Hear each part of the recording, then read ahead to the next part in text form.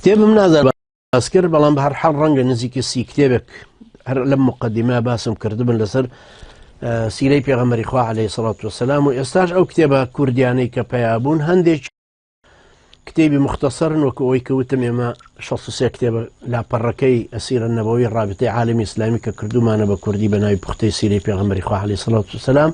بە 120 لاپەڕە چاپ بووە بە حەجمی جیاوازیش دارنەشری تەفسیر لە هەولێر خوازدایان بداتۆ چاپیان کردو والحەمدولillah تەرجمەش کراوە بۆ فارسی و ئەوانش. هەندێک کتێبی ترەوەش وەکو مختصر ئەوەی مامۆستا محەممەدی مەلافایقیش کەوتم 3 مجەلەدە و چاپ کراوەش فەزلی خوای گەورە زۆر باشە. یەکێ لەو کتێبانەی تر کە هەیە بە کوردی هیمامەستا حەبیب محەممەد سەعید طبعا من هەندێک کتێبی کوردیم لەلایە ئەوانە باسەکەمەوە جینا ئەشزانم کە کتێبی تر چاپ کراون و بەڵام ئێمە نەگەیشتوین بە خزمەتیان هیوادارم پێمان بگە. ئەمە بەرجی یەکەمی ژیانی ئازیزمان عەلەیهی سەڵات وەسەلام کە مامۆستا حەبیب محەممەد سەعید نووسێتی. مامۆستا حەبیب پیاوێکی بەڕێزە و هەر لە سەرەتای گەنجێتی خۆیەوە تەڵەن منشەر لەو سەردەمانە ناسیومە و زمانەی هەردووکمان گەنج بووین احتیمامی زۆری بە سیرەی یاوەران داوا و زمانە کە منش گەنج بووم ئەویش هاوڵانی ئەنووسی